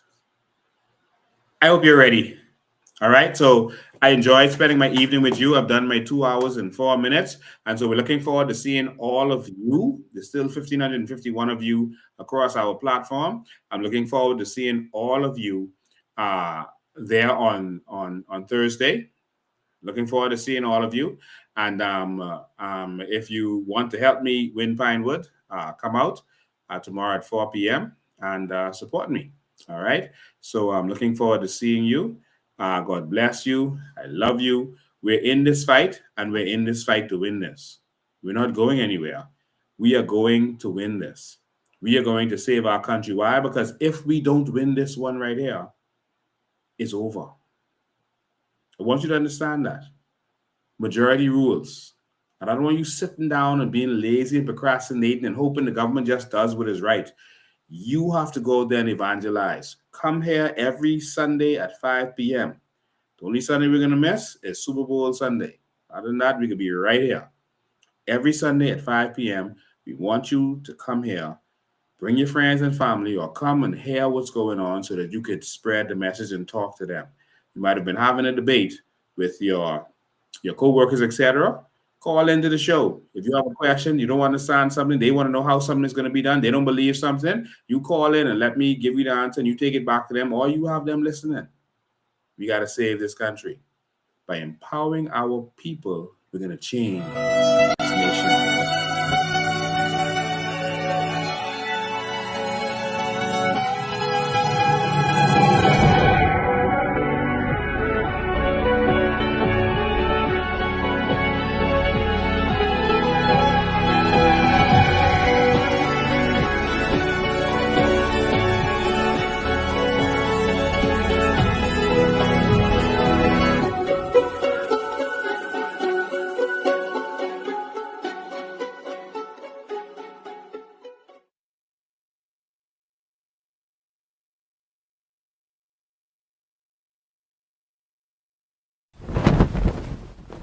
Ladies and gentlemen, it is doable.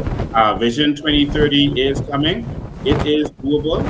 I want you to remember that nations that gave their citizens, empowered their citizens, it wasn't to have handouts. It was to empower people to build a nation, because that's who's going to build the nation. I'm going to leave you with these videos to remind you of other nations that are doing what they're supposed to do.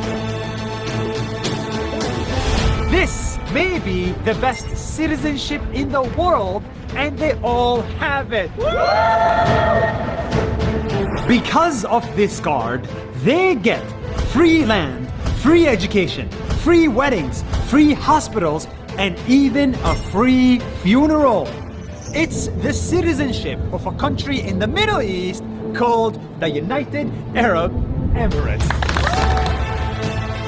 This is what life is like for citizens from the Emirate of Dubai. And because the city is so generous, they get the craziest benefits I have ever seen. Are you ready for this? When you are born, your parents pay nothing. Your delivery and checkups for the next 9 months are all free. Then you grow up and you go to school. Local school in Dubai is free! And so are universities, because Dubai will pay for you to get a degree. I studied at Zayed University and New York University, both for free. Who's gonna pay for that? The government. Then you get married. If you can't afford the wedding, you get $20,000 to throw a wedding.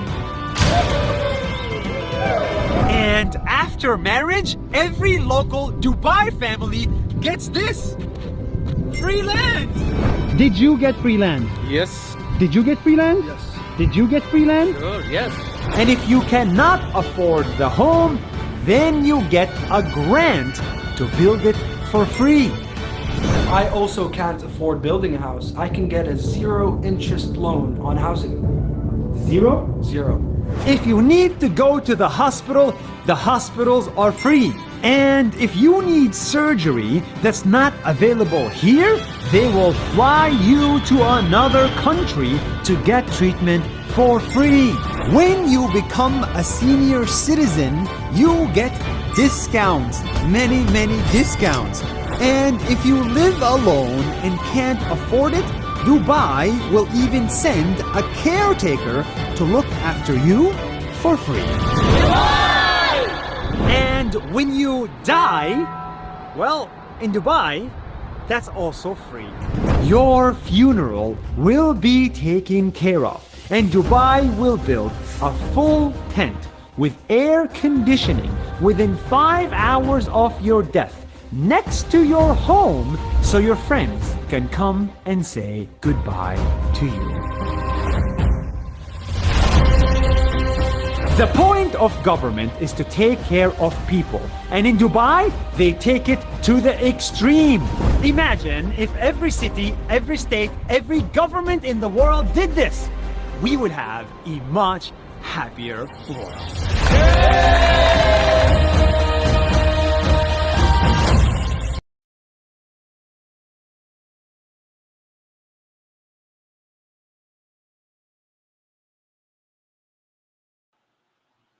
And so, ladies and gentlemen, thank you for tuning in tonight. We appreciate the fact that you're here. We're going to be here every Sunday. Spread the message, evangelize, help out where you can, and remember to support the movement. We sent out the 2 links. Support the movement. All right. Make sure that we can continue to do this. You can either go online on our website on the front page. You'll see different ways you can support the movement, or you can actually go to our headquarters. It's open from 10 to 3 every day in Pinewood. You can go there, and of course, they can you can support the movement there in cash if you want to.